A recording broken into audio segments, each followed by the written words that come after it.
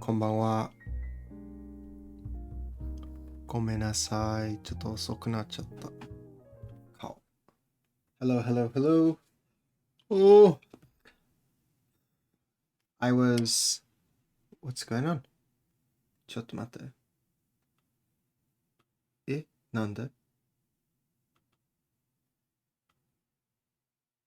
？Give me 2 seconds. For some reason, my main camera is frozen. And when I try and reset it, sometimes the stream goes down. So we just hang on a second. If I lose connection, I'll be back very shortly. If I switch to that, switch it back. Is that working now? We're all right. We're all right. You have an appointment. Okay. Take it easy. We'll see you next time. Thanks for showing up. You didn't need to show up to say you can't be here. Sound is out of sync as well. Seems okay here. Give it a second. Maybe we can restart the stream. Are we okay? Has it like resynced up? So professional. We're working. We're working. Let me know if it's okay here. Yeah, anyway, let's just carry on. If we get a few more comments like that, then let me restart. Okay, good. I don't take naps. Like, I've never been a person who naps because the waking up absolutely ruins me. So, as a rule, I don't nap.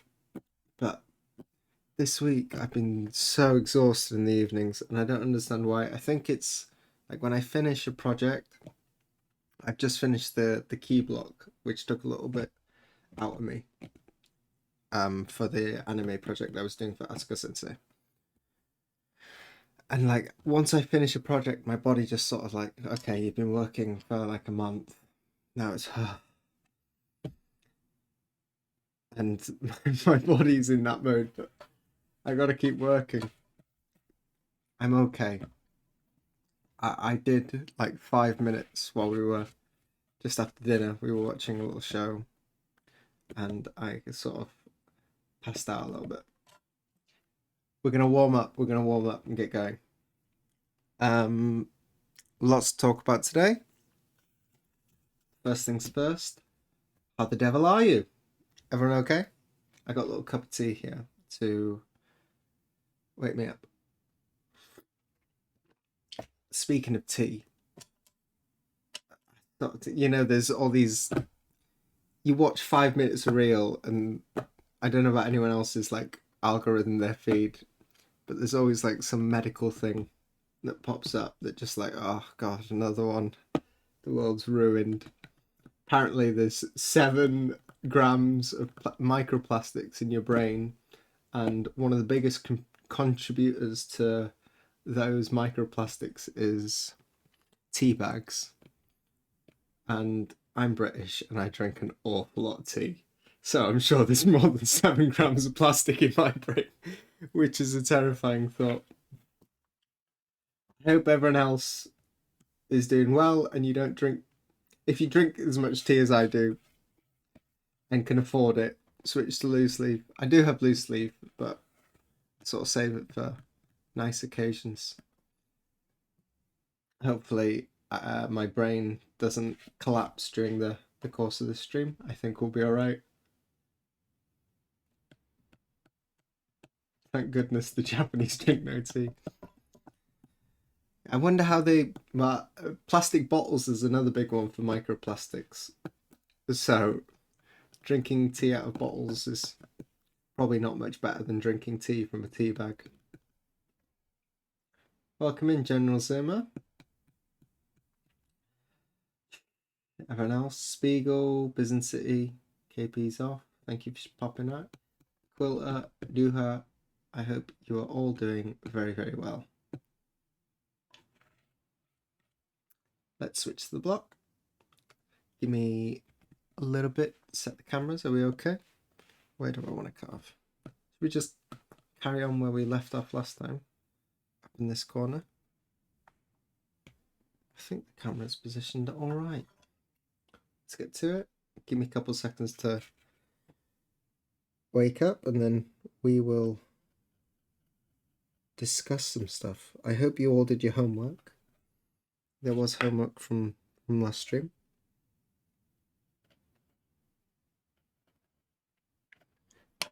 Before we forget, Radio 4 more or less did a show about microplastics claims and their veracity. Thank you very much. I will read that. Hopefully it debunks everything I saw in that reel.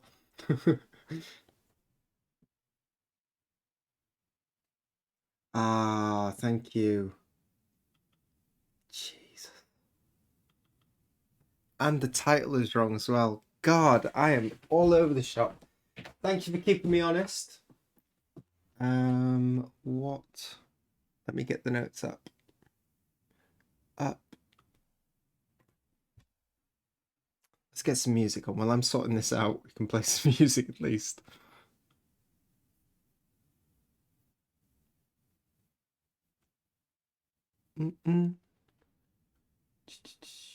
Stream titles, where are you?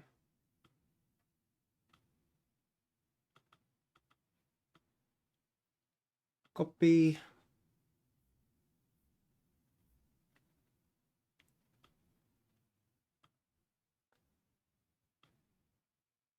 Wicked. Thank you for that. And oh, I gotta type. I didn't even think what we're gonna call this one. What we're gonna call this one. We're gonna be.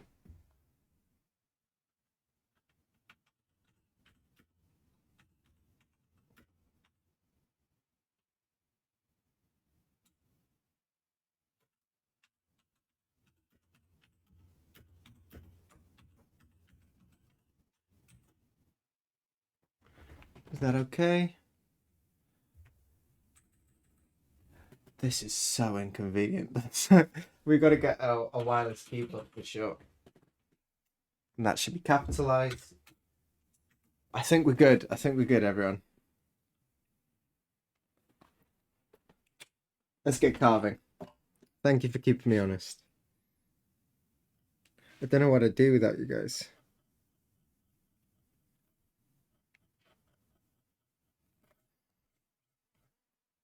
Thankfully, everyone doesn't show up right at the start, so maybe not the whole of the viewership have this image of me.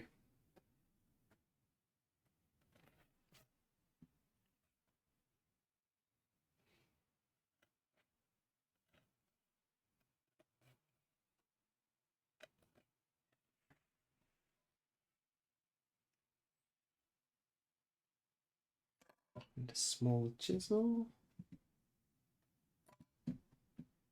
Let me know if the volumes and stuff's okay.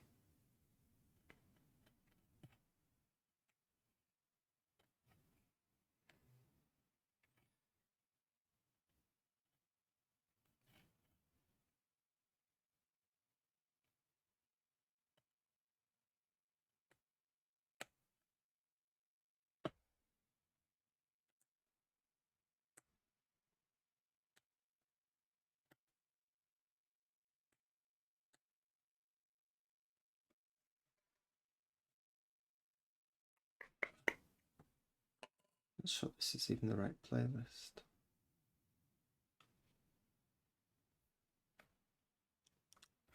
We have a question, so please remind me.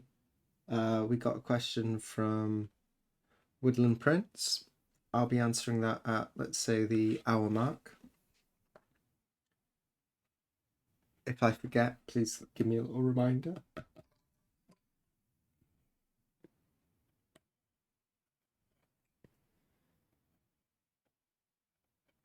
And here's a reminder to everyone that if you do have any burning technical questions or anything really, and you're worried if it's an interesting question, with a little bit of extra writing, then if you pop it in the questions bit at the hour mark, if I have any, I will answer them there on stream.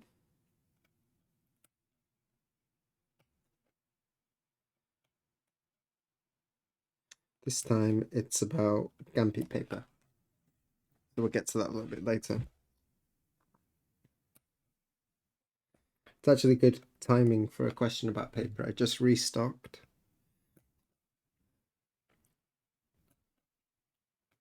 And I think last time someone actually... We'll save it for later. We'll talk about that a little bit later. Is everyone having a good start to their week? I actually had a sort of busy, restful weekend. Didn't go anywhere, didn't have anything to do. So I got to spend just a bit of family time at home. But my partner's sister's kid had her first sleepover with the grandma.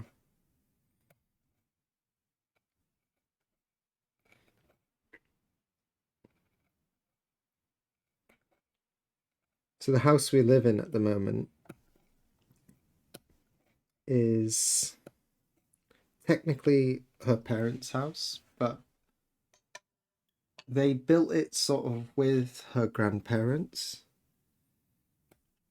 I think it was the grandparents' land, and they built a big house on it, and they separated the floors into like two apartments. And then they moved to a home because they needed some extra support.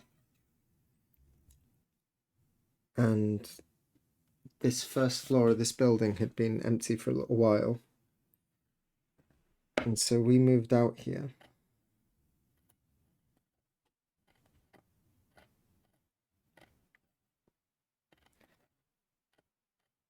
So I guess it'd be Ayano's niece came over this weekend to stay with the grandma who lives upstairs.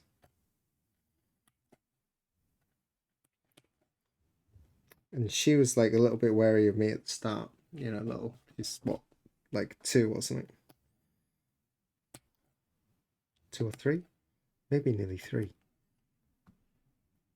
But I wore her down now. She likes me a lot. So it was actually quite a busy weekend. We put a little kiddie's pool in the garden.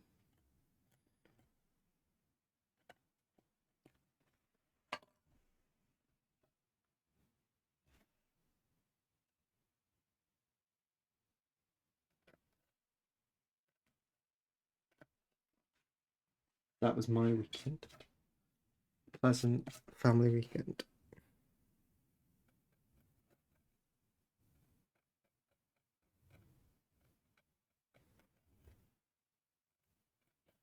In other news, yesterday, well, we finished the blocks on Friday, and I did the extra stream there. I don't know how interesting it is to watch me hammering away for an hour, but we did that. And then on Monday, which is yesterday, I did a quick like checking of the blocks, make sure everything's registered correctly. Am I on camera now? Make sure everything was registered correctly and make sure that there's no areas. There was one portion where I had not, usually how I do most of the color blocks is that let me turn that off. Good evening, welcome in. Yeast. Usually what I do with the color transfers is I have a light box here and I trace out most of the information. There was one block there with like some clouds and stuff on it that I just decided to paste in. But when I printed it with the black lines on the tracing. So usually when we print out stuff off, we take an impression of the key block, then we paste the transfer on top, lined in those, and then so that we have the information on the piece that actually gets stuck to the block. And we'll show this again at some point, maybe on the next print. It's a little bit tricky to understand if you're not sure what's going on. For those of you who usually we print on top of that a second time so the information stays when the transfer, because the first piece of paper that we've glued the paper on top, that gets peeled away and it disappears. But because I printed it with the black lines, it wouldn't have been very clear, and the lines themselves weren't very thick.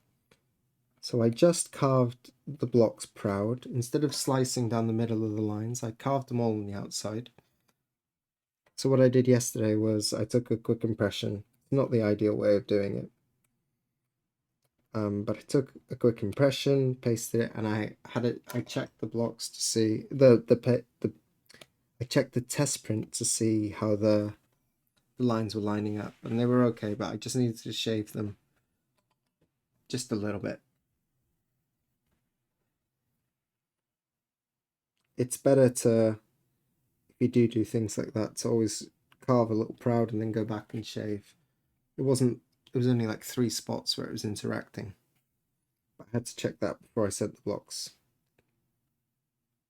Then I packed them up and sent them with Yamato.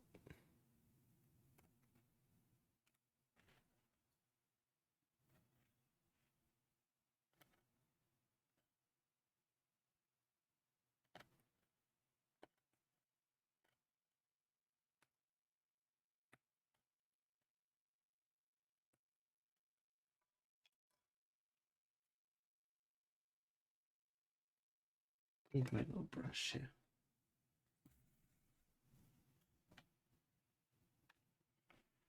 I'm gonna get better at staying on camera. There's a lot of stuff on my desk though. It's quite tricky to centralize a big Orban size print.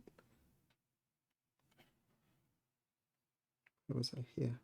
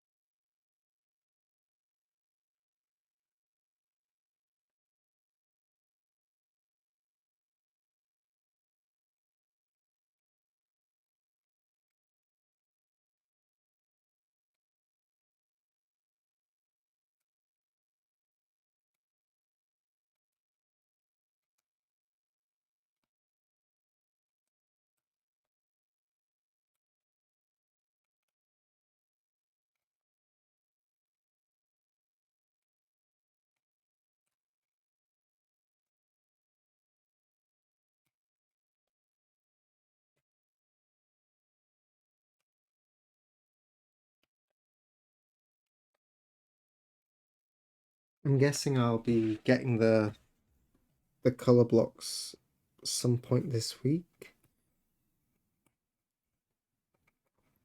So I'll have to go back to Shinjuku at that time. See, I'm just waiting on a message for that. And then in other news, I will be taking a trip to Nagoya. Is that on the 6th? I haven't even checked if that's during a stream time. Wednesday. We're safe, we're safe. So we'll talk about that more on next week's stream, next Tuesday. I will be going to Nagoya to a lumber mill to pick up some trunks and full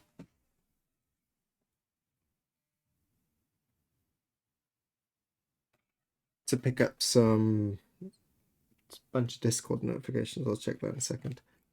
Pick up a bunch of lumber, some full trees, I guess, and then we'll have to get it sliced. But because we need to take a lot of wood back, we'll be driving there, and it's like, I don't know, 400 kilometers maybe. We're gonna do it in one day, there and back, and get the wood cut. It'll be me and Asuka Sensei going, and I think we'll also be collecting some wood for Mokuhankan.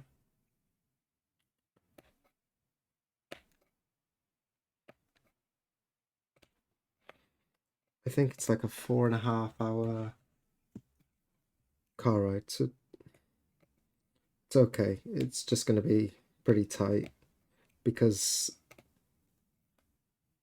I think Asuka Sensei will be picking the car up and then I'll be driving us down. But I got to meet him in, I guess the easiest place is Shinjuku.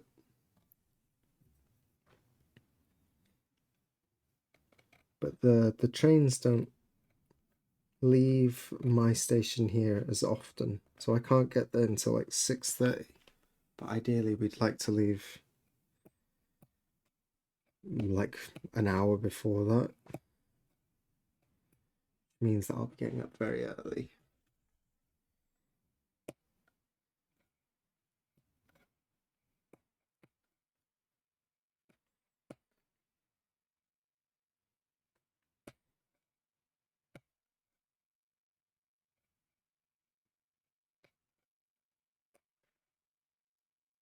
If worse comes to the worst, I might have to drive another hour down to Shinjuku in my car.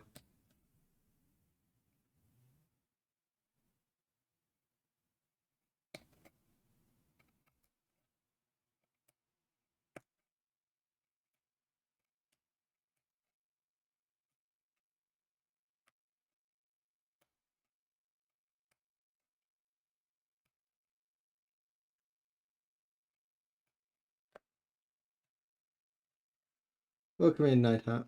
Will you do all the color blocks? Yeah. I'll be doing all the color blocks this time. Asuka Sensei this time will just be doing the color separations for me. Like I said last time, it's kind of time sensitive work. There's a lot of colors on it, so it's going to be a little tricky for me to do that just in the evenings. I don't really want the sheets hanging around too long with the weather changing like this. Like it's scorching hot, then it's humid, then it's like scorching dry. Not that often, but then it's just all of a sudden it'll start like thundering. I guess we're out of the rainy season now, but I don't know, it's still sporadically getting stormy. There were some floods a little while back.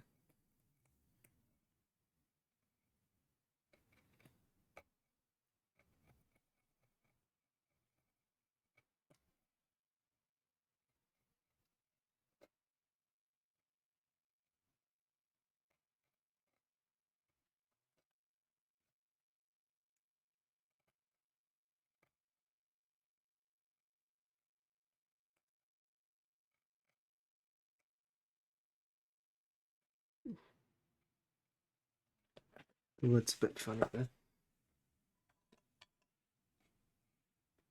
Does Asuka Sensei not store wood at Dave's Ome house? Is that closer to the drop off? Does Japan do more way truck rentals to get trains there, pick up rental and drive back?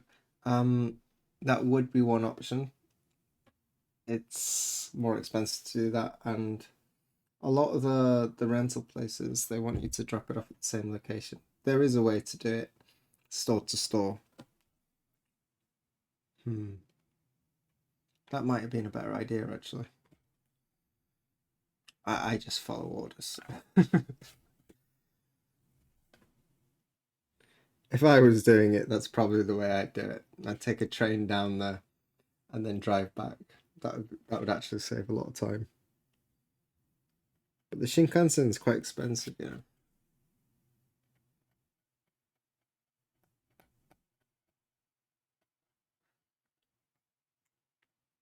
Is it closer, like nominally closer to Ome, but it's down near Osaka. It's just before Osaka, Nagano.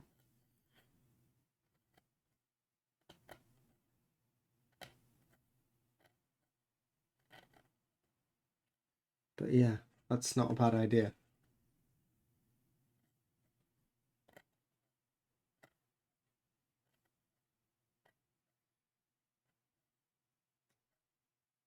I'm sure I've dropped off a rental car, like Nippon Rent a Car, in a different spot.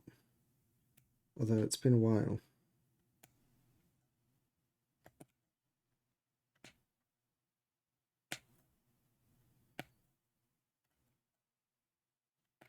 The British are quite lucky when moving to Japan because my license, we drive on the same side of the road. Well, Japan drives on the same side of the road as the UK. I guess it's the correct way of saying that because they got it from us. So we don't have to do the driving license tests and stuff that a lot of the Americans have to do.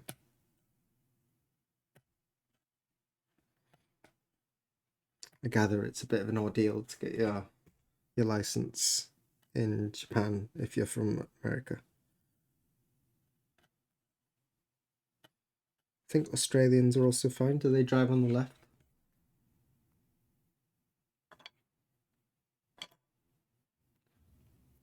What was this in the Discord? Let's just check this quickly.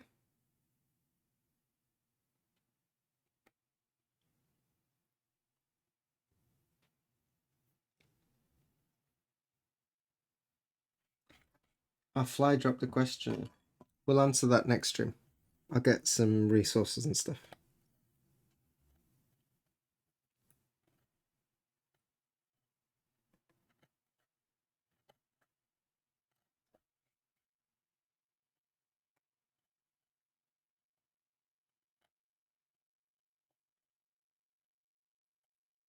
Time is it now? Half an hour in. Let's do it. Let's talk about this. Did you all watch the video? We've got an ad starting in 30 seconds. Let me just post the link here and see. Link. Copy.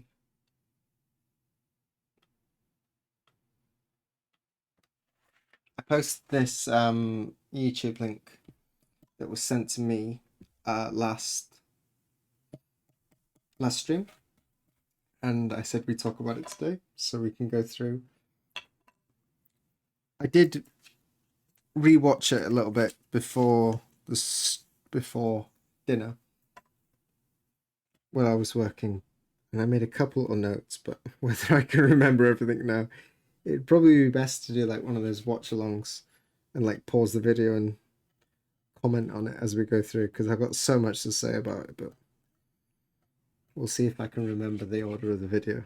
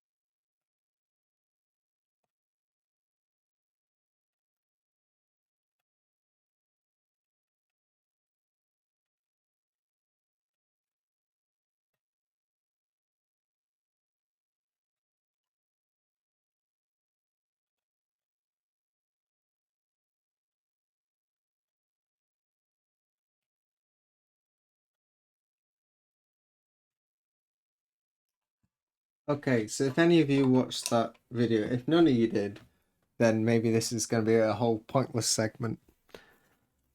But sorry, teacher dog, I hate my homework. Um, Basically, it's a video. It's this guy called Douglas.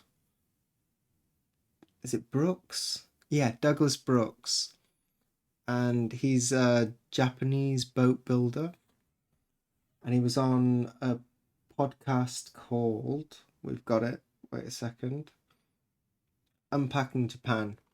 And I think this podcast is gaining some traction recently. It's quite a nice podcast. If you're interested in stuff going on in Japan and stuff, it's kind of nice. They had someone was mentioning last stream, Peter Barakan and other people on recently. And before I lay into this guy, I think what he's doing is cool. I think his work is interesting. I've got his Instagram here that I can share you. We will be talking about this a little bit later as well. But it's all good stuff. I have, nothing but respect. But some of the ways some of this stuff is talked about is a little bit grating. So I thought we should talk about it. And it links into a lot of the stuff I'm doing here. And with the amount of people, did we even update this? With the amount of people doing this sort of thing, I think the more people we get talking about this, it's probably really helpful or informative. I've seen that channel on YouTube, but not that particular video. Okay, well, if you didn't watch it, then go back and watch. Maybe skim through little bits. Everything's segmented out in there, so you can find the bits we're going to be talking about anyway. That might be an idea, actually. Get that up and get the timestamps up, and it'll remind me of different sections. Excellent. Welcome, Enrico. So, yeah, I think what he's doing is very cool. And no hard feelings against him. My biggest takeaway from it, he talks a lot about apprenticeships in Japan. He did point out what Dave had said on stream recently. What did Dave say on recent? What was the crossover there? Please. Only watch bits and pieces, but your thoughts on it would still be interesting, even if it did. And no one did. I think we've got a lot to talk about. What was Dave saying on stream that he sort of echoed? Because there are bits here that currently, okay, a peek behind the curtains. A little while ago, I for a long time I've been pushing Dave. We need to get some new trainees in, and he's been going, yeah, and sort of I took it upon myself to start building the skeleton and the structure of a new printer trainee program using actual funds. And if I had these funds, this is how I'd make it. I've been writing a lot. I've got lists of notes and stuff that I want to include, possibilities, time scheduling stuff, 2 weeks and then 3 months and then 6 months, so we can constantly monitor people, and if everything's working out, they can keep developing. These types of things take a long time, and if you're going to be paying them to sort of support them through their training, then they need lots of resources and help. And basically the old system of apprenticeship, there's even my apprenticeship, the apprenticeship this guy's talking about, the apprenticeship that Bjorn from ASEAN, the person whose bonsai we're carving here, he did an apprenticeship in Japan. I think maybe bonsai is the only place where it's still leaning more towards the traditional, but in essence, if I'm wrong, please point it out. But I don't know of anywhere that's doing a really to the bone sort of traditional apprenticeship. It just doesn't really work economically anymore. Traditionally, the apprenticeships were you get no money for the time you're apprenticing. You just you live in the workshop or in the home of the master, and uh, and that's how you survive. You survive. Maybe you take up night work, like Asuka Sensei when he did his apprenticeship at Takamizawa. He used to sell udon at night just to have a little bit of extra spending money. Um, yeah, so these systems, even before Asuka Sensei's time, his is probably the last generation that got to really experience that type of apprenticeship, like full on traditional apprenticeship. It's really not viable to do anymore because living expenses and just like food is so expensive. Everything's creeping up, and the old system doesn't work. So, what's happening at the moment, and what happened with my apprenticeship, is that it's you do the same work, the same things are as expected of you as the old school apprentices, but you make your own way, which means that usually you have to have a main job, and the apprenticeship sort of becomes like a part-time thing. I'm not saying that's how all apprenticeships are. Most of them are not like that. People like Adachi, they're much closer to the original system of apprenticeships. But quite a bit more corporatized, I'd imagine. Although I'm sure there was a lot of variation in the past as well. So the super traditional apprenticeships, they just basically don't exist. Like I said, the bonsai one is different. I think I don't remember if Bjorn lived in his master's owned house or whether he had his own. I'm guessing he had his own. Off camera, thank you. Where are we? I will be talking to him at some point about this type of stuff. He's gonna come to do some filming of this. Perhaps we can even get him on the stream. That would be really good. Perhaps we'll see him here at some point, and we can talk to him about his apprenticeship and how things differ from mine. So hold off on that point. We'll get to that a little bit later. Essentially, this guy, Douglas, he's a boat builder, Japanese boat builder. He's written a bunch of books about Japanese boat building, and I think he said he's been to Japan something like 30 times. And he's done, believe it or not, 9 separate apprenticeships. Did point out on stream, someone asked Dave, where do I start in woodblock printing? That's a little bit different than the point we're going to get to. Did he say something about that? I don't remember that from the podcast.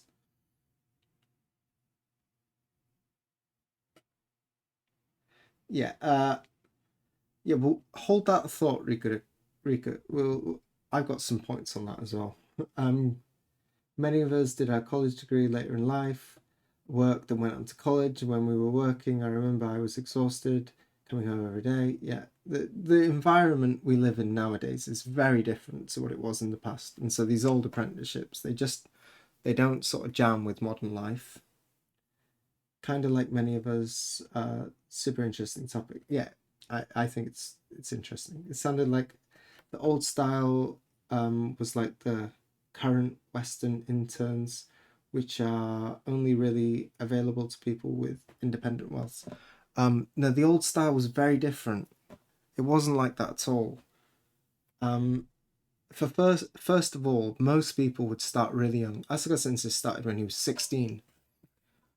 And the point you are in life when you're 16 compared to when most people are going into these sorts of apprenticeships now, when they've like been a bit disillusioned, they've all been to, you can't even come to Japan if you're a foreigner, you can't even come to Japan without a university degree, so that's a prerequisite.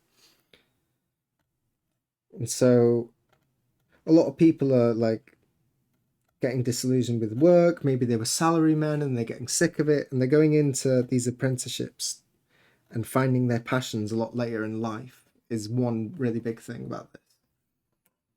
Um, so your standing in society was very different, and earning nothing when you're 16 is fine, but when you're 26, it it's a little bit of a different story. You need to be much further along in your career trajectory and like supporting.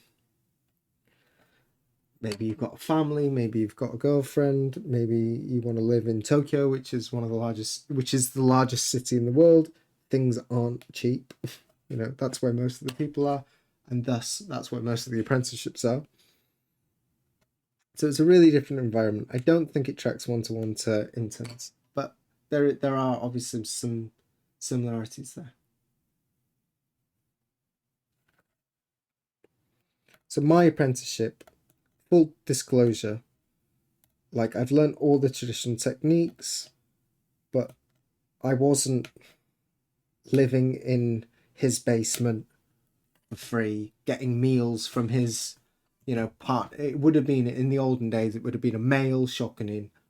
You would have lived in a little shed in their garden, maybe, and the wife would have made you 3 meals a day, so you don't have to worry about food. And all you do is you tidy the house, and you do all the work for them, and that'd be it. That'd be how you lived for 5 years during your apprenticeship. Obviously, that doesn't work nowadays. Anyway, back on topic. Remote learning is the modern apprenticeship. That's sort of what it's become. You sort of the same philosophy behind the Japanese way of teaching is all. Well, he talks about it. He says the phrase "mite wakuru," which is a phrase I've heard as well during my apprenticeship. Watch, and you'll understand. Watch by learning. Learn by watching, which is sort of the philosophy behind the Japanese apprenticeship. You learn by watching, trying, experimenting, getting told that's wrong, trying again. That's sort of the whole philosophy. And he talks about how in the Western system, like for a Westerner coming in, maybe that's really sort of counterintuitive. You usually go to school or you go to a place and you've got loads of books and you read through them all in your own time, and then you get someone maybe comes down and explains everything to you. It's very different in Japan. So what he says about that aspect is completely bang on. For me, it was a slightly different because before I was even accepted as an apprentice, I was sort of, he told me, take a year of classes, and if you do well, then I'll consider you for an apprentice. And so I came in, and he has a classroom at school. I was going there 3 or 4 times a week, and I was waking up at 5 or 6, doing a couple hours of carving before I went to school, and then I was coming home and staying up till 2 or 3. Like I was obsessed, and that's how I did it. And then I'd go to him every chance I could, which was at that time he was doing classes weekly, and that was like the main thing he was doing at that time. And so I was going to every class. He was doing 4 classes a week. I would be there four times a week, and I was paying for all these classes. It was really expensive, and I had to take a loan out to do it. Nearly bankrupted me. But at the end of the year, he accepted me as an apprentice. Okay. So I'm coming in this. I'm accepted as an apprentice now, and I already know the basics. In the olden days, I wouldn't have been given all that information up front. I was paying for classes, so I got that information. In the olden days, I wouldn't have been given that information up front, and it would all been mite wakuru. Sit down, watch me work, and pick up what you can, then go and do it yourself. No questions, no talking to him, no interrupting his work. That's what it would have been. That's how he learned, I'm assuming. I've talked to him a bit about this type of stuff. I haven't talked to him much about that particular thing. Did he get to ask questions to his sensei? I didn't ask him that because but it's just obvious that he wasn't. But I will clarify that. Just double check. Yeah, jumping in at 16 is very different than jumping in at 30. It requires a lot more courage at the end. The end, learning, understanding what you really want to do in life, which usually doesn't happen at 16. Yeah. So where was I? Let's get back to this thing. So he did 9 different apprenticeships. My apprenticeship is 7 years plus 3 years giving back to your teacher. So it's a 10-year apprenticeship if you complete it. And he's done 9. He's done 9 in boat building, and I think he said the apprenticeships were also 7 years, the traditional systems. So how does that work? He does cover it at one point. This is my biggest gripe with this whole thing, is that he says he's an apprentice.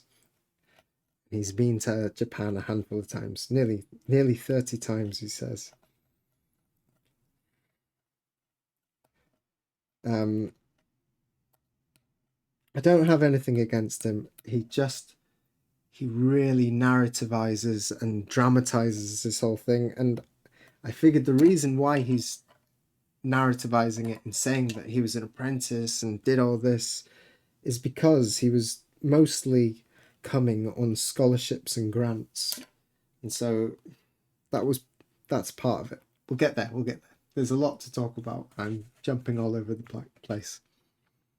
Anyway, his typical apprenticeship was less than 2 months, I guess. The shortest one, the one he did in Tokyo, he said was 2 weeks. And his longest one here, when he had a really big grant, he came here to Japan for a year, but he did 7 months apprenticeship in this boat building. All his apprenticeships have been different styles of boat, different teachers, different places all over Japan. He built one single boat for his apprenticeship. And the first one he made was the 2-week one, and it was making what they called taraibune, which are like barrels. They're kind of like, if you check his Instagram out, he's got a couple pictures of them. They're the ones that look like the bottom cut-off barrel. They look like coracles. Side note, I made my own coracle when I was younger. If anyone knows what a coracle is, it's like a round basket. You make it out of hazel.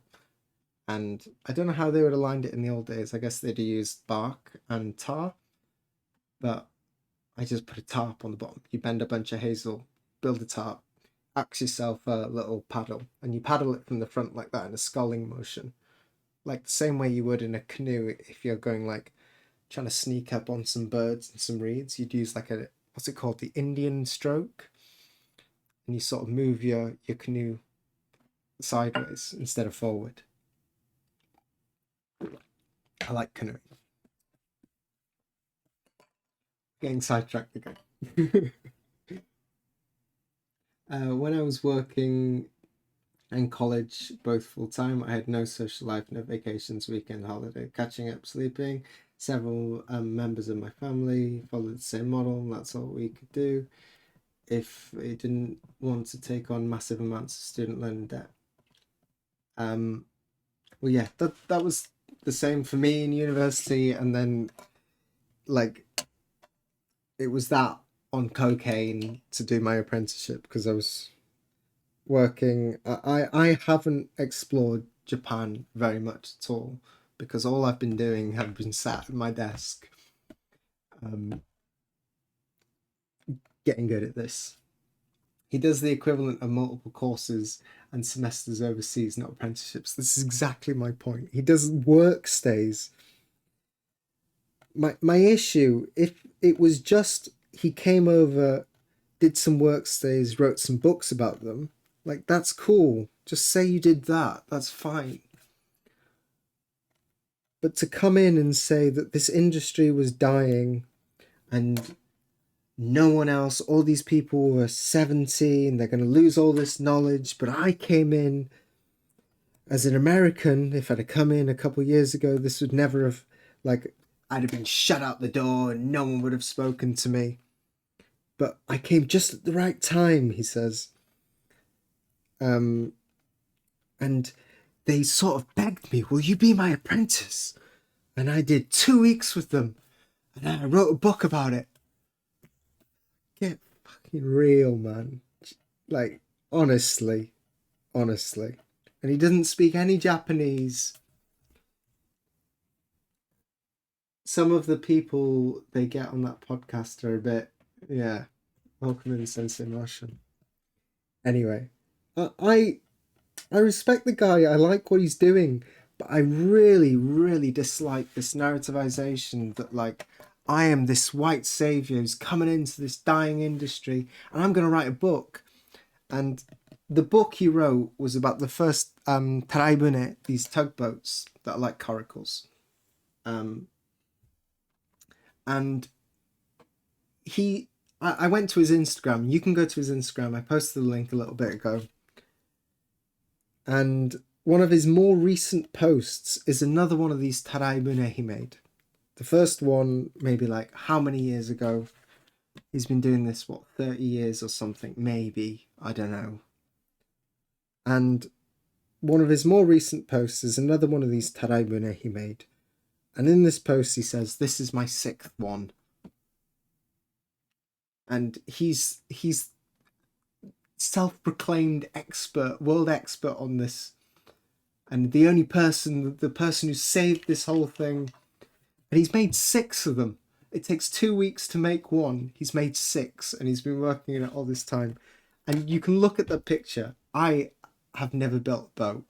One day I'd like to make a birchbark canoe. I've never built a boat from scratch. Well, I've done up a boat, but I've never built a wooden boat from scratch. You can look at the one he made, and then if you go maybe 5 posts back, you can see that first one he made with that master. And me knowing nothing, I can see that there is a huge gap in the skill level of making these taraibune. He's now the world authority on taraibune.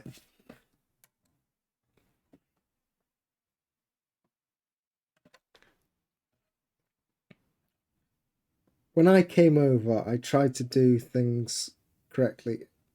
He mentions in that thing that he was already a proficient woodworker and that these apprenticeships, they're long because, well, for the first 3 years you're just washing the toilets and sweeping the floors and whatever, but I don't need to do that because, I already know how to use these tools. Missing the point that the reason these apprenticeships are so long is not because there's so much information and you need to show people how to use the tools. The reason they're long is because there's a nuance in a craft and it's really difficult to teach someone that nuance. I swept floors and I cleaned toilets and I washed windows. I washed the windows every week for the first 3 years. Every Saturday, I washed the windows. Completely pointless. How often do you wash your windows in your house? I wash the Corbo windows once a week, every week. It takes about 40 minutes to do it, inside and out, every week. And I didn't do that because he needed his windows washed. I did that to say, whatever you say, I'll do, and I'll learn it. The reason these apprenticeships are so long is because the nuance is so difficult, and you've got to get your eye in. The most important thing you train during any apprenticeship, is my guess, is getting your eye in. It took a long time for me to understand the difference between a living line and a dead line. When I see a print now, I don't see it with the same eyes that most of you see it, honestly. And that's not me bigging myself up. Like, I've stared at lines every day for 10 plus hours every day for the last 5.5 years or whatever. Like, of course I look at lines a little bit different than most people. And that's the main thing you're training. And you can't tell someone, like, you can't point to a line and say, that little wiggle there, that little wiggle is why this is a good line. And that little sharp bit at the end there, that makes this a bad line that has no life. It's just not possible.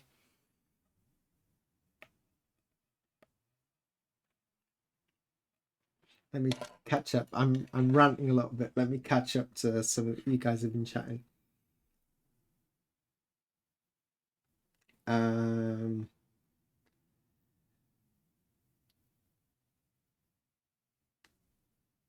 I saw that clip, woken up at night to be accepted by his apprentice. Yeah, that clip, that that clip annoyed me. Well, he asked his interpreter. He had an interpreter this first one, and apparently he asks his interpreter, "Can you ask him if I can be his apprentice?" And the interpreter apparently refuses because it's preposterous that a foreigner would ever be an apprentice. It's ridiculous. I won't even translate it for you. And then later he goes to his hotel and the apprentice runs down looking all worried and asks him, "Please, will you be my apprentice? You godly man, please be my apprentice." And I don't know, like, you've got to self promote. I understand it. Like, we all narrativize things and like make them seem, we mythologize our own lives. Like, I do this, Dave does this, everyone does this. There's a reasonable level to mythologize your life to. That'll be my takeaway from that. Seems a bit fishy. I also thought maybe the same as people who have ever been tourists presenting themselves as country experts. Yeah, I he's very knowledgeable about boats. That is not my issue with him. But yeah.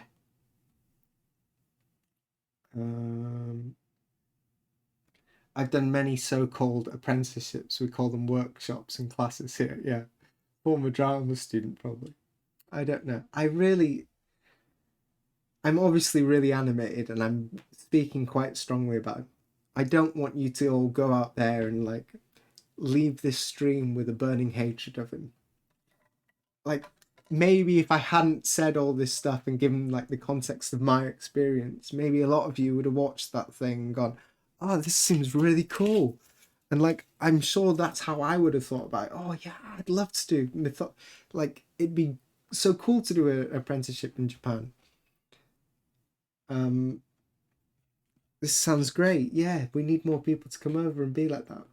And you know, take it with a pinch of salt is all I'm trying to say here.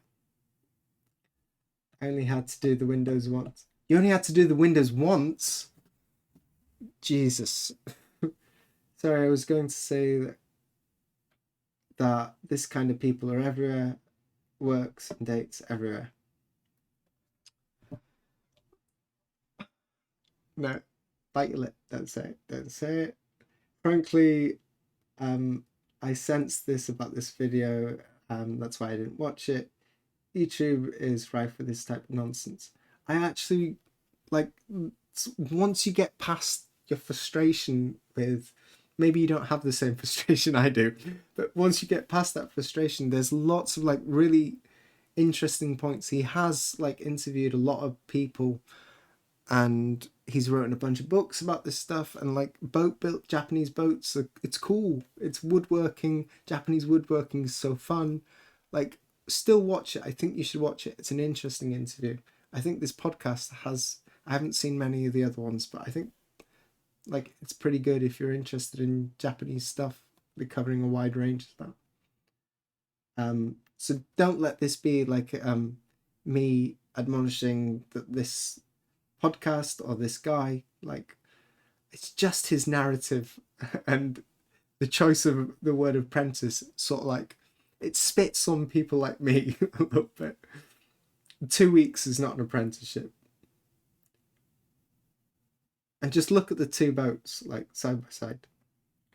Anyone who's ever put knife to woods needs to do, anyone anyone who's ever put a knife to wood needs, God, it's jumping all over the place. What's going on?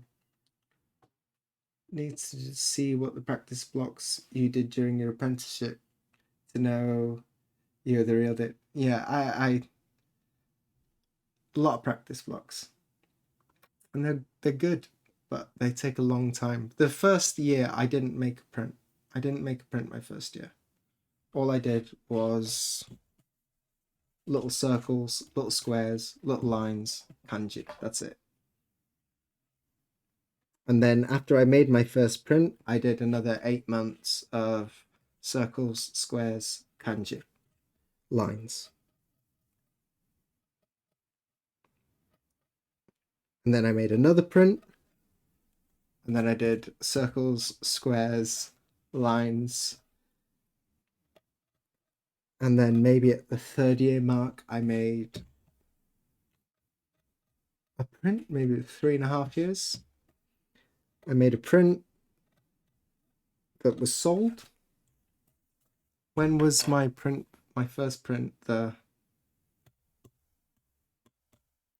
Yeah, we'll do another one of those practice blocks. I have a lot of them. I don't have them all. Some of them are plain down. But I did a lot of practice blocks. I did a lot.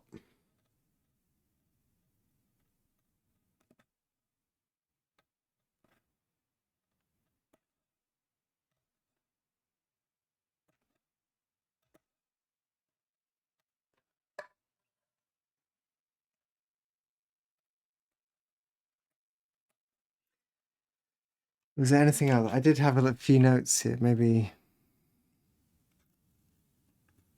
But the other thing, the last point is about these teachers, because I think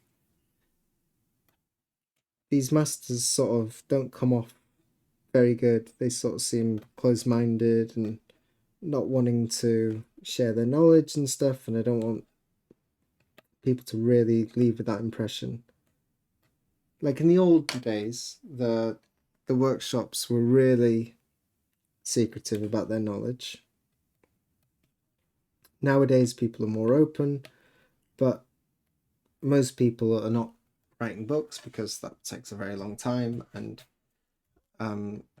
it's just a lot of effort to make a book. So most of them are working hard, and they don't have time to, like, they don't have disposable income, and they don't have disposable time to, or the inclination to write books. So most of this knowledge is not preserved, written down. I think writing these books he did are a good thing. I think preserving knowledge is good,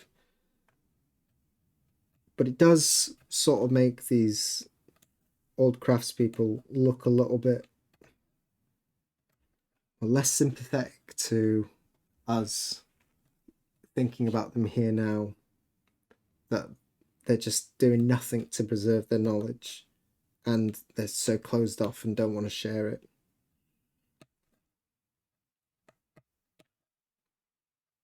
I understand, I really do, why these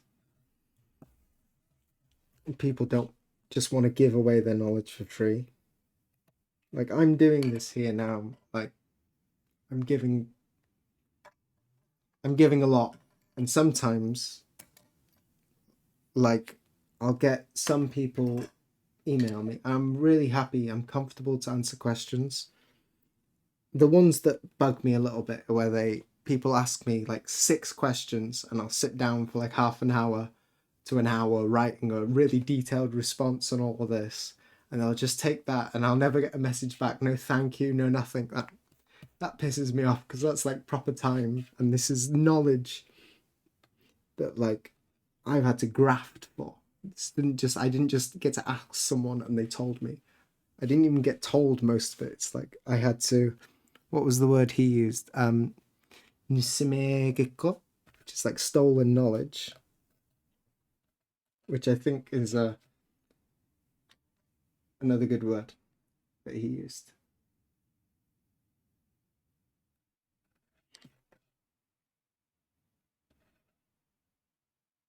Um,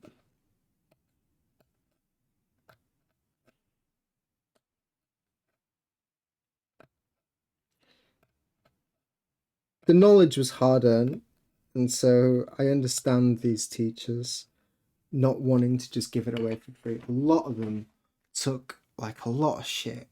Some of these apprenticeships, their teachers were really strict, and even me, like mine compared to how I imagined some of the older apprenticeships were. It was like really not so tough. Like the tough thing for me was like earning money and hours and like not sleeping and stuff like that. That was difficult for me. But in the olden days, it was like, I guess the dachi would be the closest to it now. People leave a dachi, you know, they don't stay there very long because it's rough.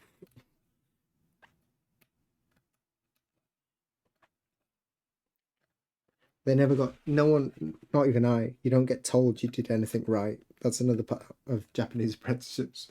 It differs with teachers to teachers. There's a really broad spectrum, but like you don't get told good job. You get pointed out, this is wrong, this is wrong, this is wrong. This is shit. Basically, that's what you get. And maybe if you do things really good, you'll get a okay. And that's it. And some of these people, they went through hell to get this, and they've worked in it for 40 years. So obviously they don't just want to give everything away for free because they paid for it. Let me get to these chats again.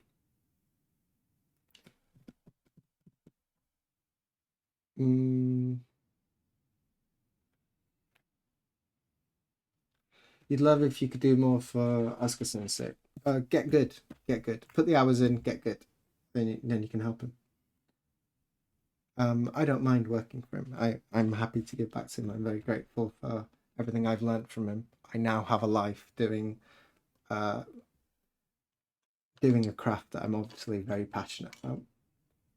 Um, would you recommend joining Asuka Sensei's class if we live in Japan and want to learn more about woodblock printmaking? It's the only place. It's the only place. Yeah.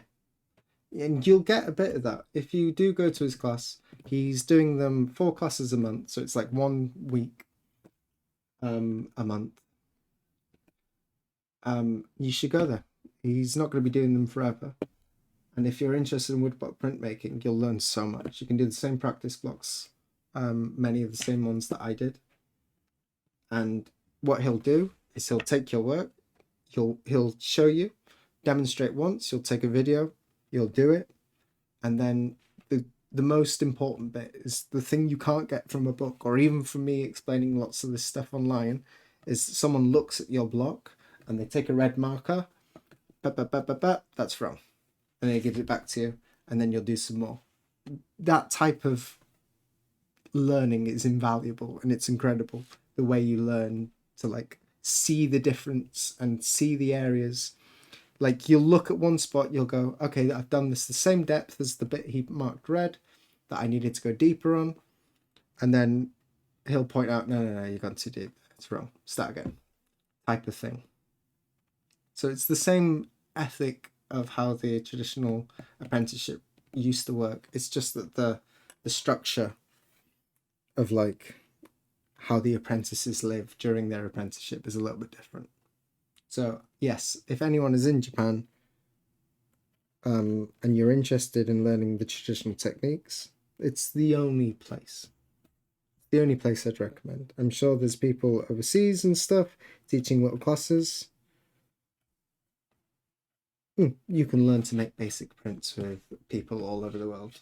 If you want to learn how to do traditional, there's him. That's it. A printer with whom I've done several workshops, apprenticeships. Well done. Once went to the best art school in the US in the 70s. His first 2 years, they were not allowed to paint in color. He said they did thousands of studies of eye, nose, hands, etc. his first year. The process has been restricted in the last 20 years in the Atlia system. It shows in their work. Well, yeah. Learning off someone directly is completely different from reading a book, and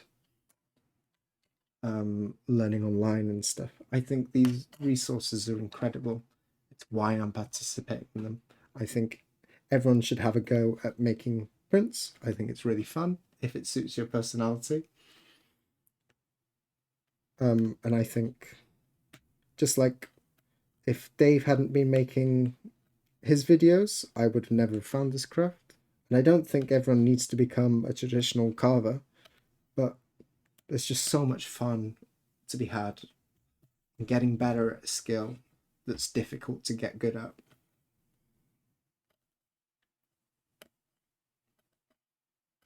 That I think it should put it out there. Um, yeah.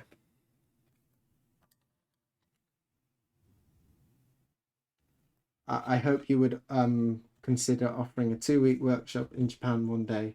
I would plan a trip around that. No promises, but I have very definite. I have a 10-year plan, and it's in on two separate letters, and on both of them, something like that is obviously a part of it. One day, I will do some sort of teaching in Japan. The good thing about this podcast, and the reason I was interested and wanted to really like watch it properly was because I'm thinking about this training program at the moment, how I'd structure it. I've been doing, well, it's called a training program. There is a program in Japan that I've been a part of, structured, owned by the Kumiai, the Woodblock Print Association, and it's kind of a joke. And there are elements that are very good, but it's not done very well. It's people aren't getting much value out of it. It seems almost a little bit like a money laundering. They're trying. They're trying to do it better, but it's not great. And so I'm trying to take elements from that I really liked, and elements from what he was talking about in the way he teaches, because I agree with a lot of what he said.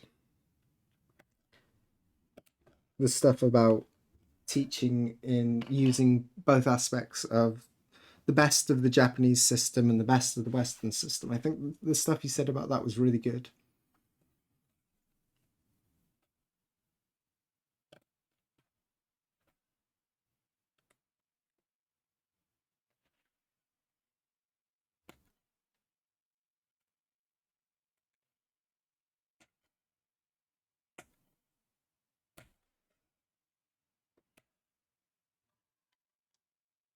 Most people need more constructive criticism. I think there's a balance. And when I teach classes with Asuka Sensei, I don't do it very often now, but I used to do it a lot. And I used to teach at high schools and kindergartens and stuff as well. I really enjoy teaching. Um, I tend to explain things a little bit more up front, and then I let people do their own thing. So Asuka Sensei will say stuff, and then I'll translate, and I'll add little bits on the end, maybe.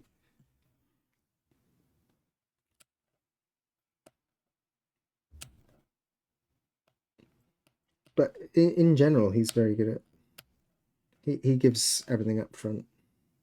It's different when someone's paying for it. Like these old masters aren't like keeping their secrets. And Asuka Sensei is not like that. He set up a school precisely to sort of like pass on his knowledge.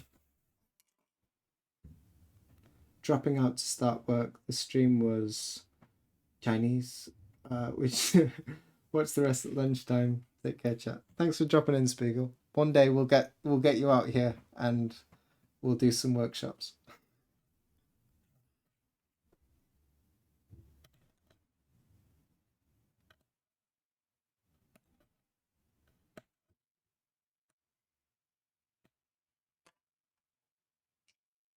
Oh, I caught the stream. I had a question about Gampi. Did you already answer it? No, but we are past the hour. I did ramble on a lot. I'm glad I titled the stream correctly. What is a deshi? We will do that now. Thank you for reminding me. Welcome to the stream.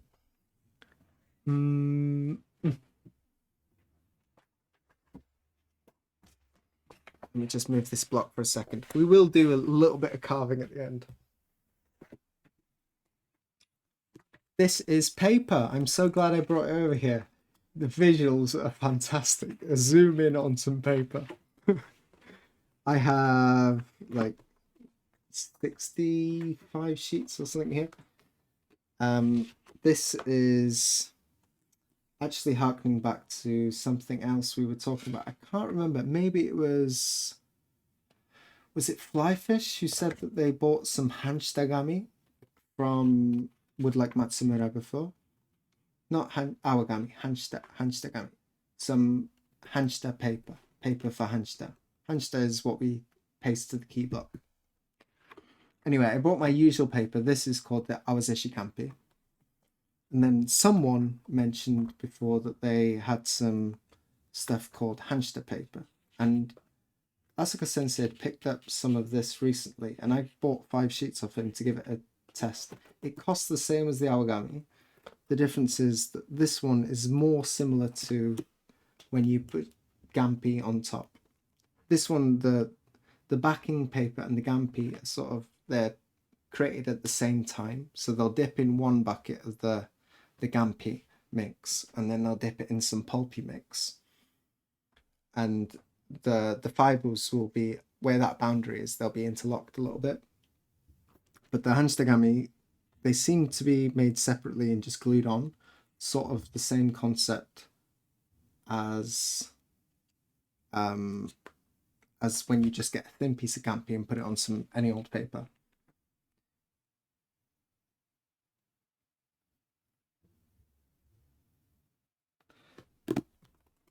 What else? I've also got this here. This is called kikaimasa. This is what I use for my test printing. This is kikaimasa. So this is like 50% washi and 50% pulp. And it used to be a lot cheaper than this. This is like 380 per sheet. And this one used to be like 90, but now it's 240. So it's got a lot more expensive. But I think this is machine made stuff, and so it should be much cheaper than it is. I don't know why they've nearly doubled more than doubled the price. Yeah, you bought from Matsumura-san. So you got the hanshitagami. You'd have had this stuff. If I can peel a corner off, I can show you what I mean by them not being sort of integrated at the production level. Ooh. My hands are in the way, so you guys can't actually see. Where's my Jesus? There you go. Can you see the corner of the paper? It's too bright. Here.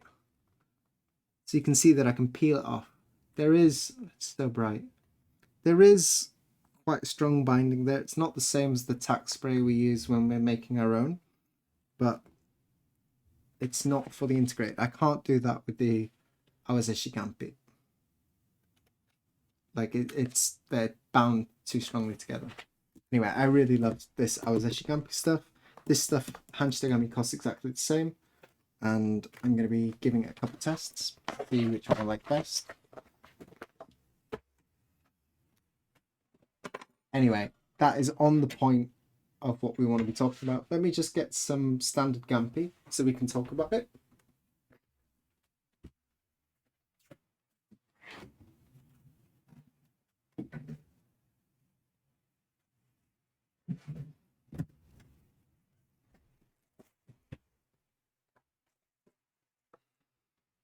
This is gampi. So there's a couple types of fibers used in Japanese papermaking. There's quite a few actually. The two that we use are called washi, hosho, not washi, paper, hosho, and gampi. Gampi we use for pasting stuff down. usually pretty thin, although they can make some like art papers that are really quite thick with this, but a bit out of the scope of what I'm dealing with. I think this is themes. I think this is 5 monme. Monme is the Japanese counting system for paperweights, and between different papers and different paper makers, it's sort of all over the place. It's a little bit hard to understand. They are moving on. I think on my website, I said you need to really familiarize yourself with the Monme system. But the paper I've seen recently, actually, most of them are putting in GSM, GMS, GSM, grams per square meter. GSM. There you go.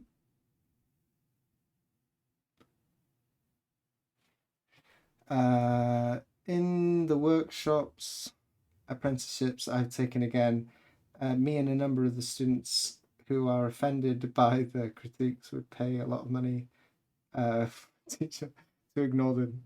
Okay. Fly's making a funny. I learned the hard way to peel. Let me get to the question, because we are actually running out of time here. So, Woodland Princess, I'll read the whole message. I can't always catch screams, but you're here today. Thank you. But I'll pose a question I have had recently. I've only just started trying some Gampi, this stuff here, to transfer the images, bought from Mokankan. I use that stuff too. The antique Gampi is really nice, actually. Then mounted to copy paper and run through the printer. Nice. Hopefully you're using a laser printer. Inkjet can bleed on the Gampi sometimes. But if you are using an inkjet, here's some free lessons in between. If you are using an inkjet, make sure it's on black and white only. It tends to peel off. They seem to put an extra coating on when they do the coloured stuff. So even if you're using, even if there's no colours on your Gampi, when you use a coloured setting on the printer, it tends to leave a film, and that stuff sort of like cracks and peels off after a little while. It comes off the block much easier. So make sure it's on black and white. We'll get through your question eventually. I won't get sidetracked. I wonder if there is a best practice when choosing which side of the Gampi we should attach to the block, smooth or rough side. So all the papers have a smooth and a rough side. The smooth side is the side when they're drying, they paste flat to a board, a wooden board. The smooth side is the side that was against the wooden board, and the rough side is the side that was facing the air. So the smooth side gets flattened. I asked because the other thin, almost tissue-like paper I've been using has a front and a back, and I always put the rough side down on the block, thinking that this would be more advantageous, as the smooth side would be left for the carving face. When the rough side is facing up, the fibres get pulled a lot onto the repositional spray glue, and the face becomes kind of fuzzy. Okay, so which way do we put Gampi on the block? We don't care. The most important place is between the wood and the image. So we always want to put the smooth side down on the block. So you print on the smooth side of the paper. Not only will you get a better transfer like that, but also if you're printing on the back, most Gampi, in all honesty, it's kind of hard to tell sometimes with Gampi. The stuff's so thin that both sides are pretty smooth. So if you do get it wrong, it's not going to make a big difference. Just putting that out there. But to be correct and to get the best results, smooth side down on the Gampi. One, the image will print better, and the other one is that it will transfer better. So you want smooth side down. And the reason we want smooth side down, and the reason why the fiber's pulling off from the re-stickable spray glue, the reason that is not an issue is because most of the time you want to wet your finger, and like I will do here, you want to remove that top surface. You don't want the smooth surface staying on the block, because that's wasting the good surface, because when we lick our fingers a little bit and we take that off, we're never using that top surface. We're rubbing down to create That's the bit we're using, and that's the smooth surface. We're at the back of the smooth surface, but it's so thin at this point that it's exactly the same as the smooth surface. So if you're peeling your paper back and you're not leaving it at this stage, if you're leaving it at this stage, it really doesn't matter what you're doing. But if you're going to the effort to get a nice clear carving area, like you'll see I've done all over my block, you can't see the paper anywhere basically, maybe a little flex here and there, but mostly it's like this. You don't leave it like this. So smooth side down, good luck. Inkjet and laser type of printing affected by paper. Is there inkjet and laser type printing affected by paper? Sometimes you can get away with inkjet sometimes. In my early years, I used to use inkjet because that's what I had at home. Did I have it at home? That Asuka Sensei has it in his Kobo. He uses it to print out information sheets and stuff like that. So for like simple designs where the lines aren't really, really fine, you can get away with inkjet. They will bleed. Some papers have like, it seems like they come with a little bit of size. Gampi is not always, not usually sized, but sometimes I feel like they come with size. If they have a size, then printing on inkjet's fine. Different papers will bleed more or less than others, and inkjet is more prone to bleeding. So laser is preferable as long as it's not on the color setting, because that seems to leave a film which sort of peels off. You'll be fine for most stuff, but when you're working on a block for a long time and your arm's rubbing on it, it doesn't, like this stuff, this is going to come off. I can show you here. So this stuff, what will happen if you go too far and if you rub too long, if you get it too wet, the paper will shift and move. But if you rub it too long, you can see it's starting to happen at that corner there. It sort of becomes fuzzy. Can you see that properly?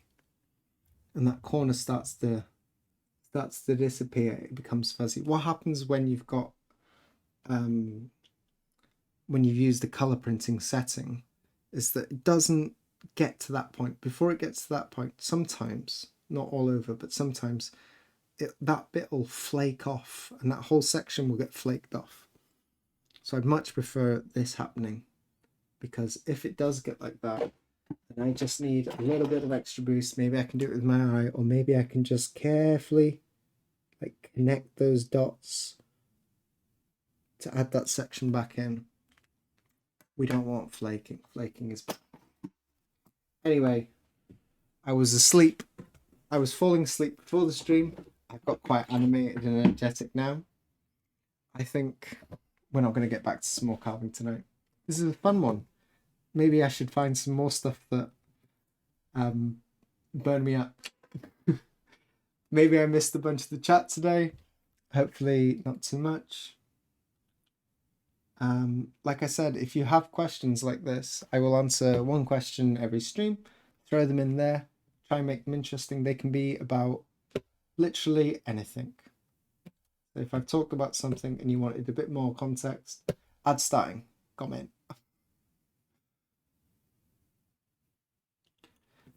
Watch the rest of the ad. It's only a minute long. Bit of money for me. It's not much.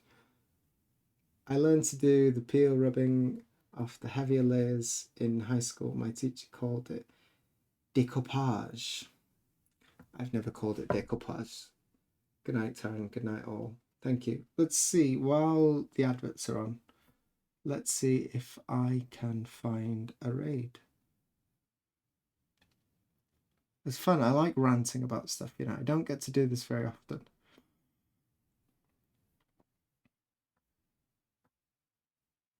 And it'd have been easier if all of you had done your homework and had watched the video and had more of a frame of reference. But we persevere. Same category. Before we do that, let's just check following. Ooh, no. Same category. Let's choose a random person tonight. If anyone has any suggestions.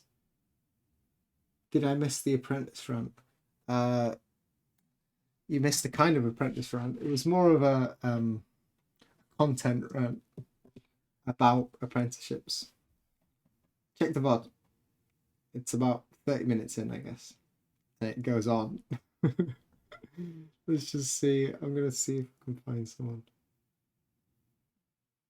Yeah, you made it. Yeah, I made it. I made it.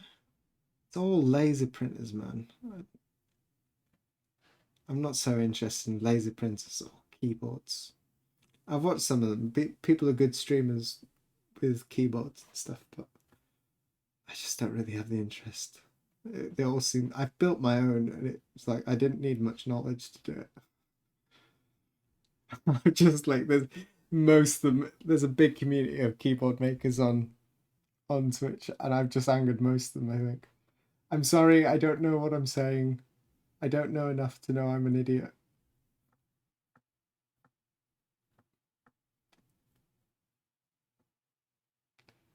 I'm struggling, guys.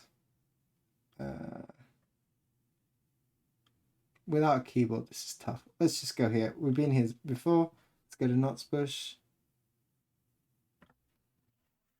Just so we can go somewhere. We've been here before. He's very good. It's good to have a appreciative audience for one of your rants. Yeah, well, when I get more confident at this, I'll probably start ranting at all sorts of stuff. I'm still sort of biting my tongue on a lot of stuff. You got to be careful on the internet, you know. All right, guys. Thank you so much. Time for Taryn to sleep. Peace. I'll be up at 4:30 tomorrow when my son wakes up. Bye.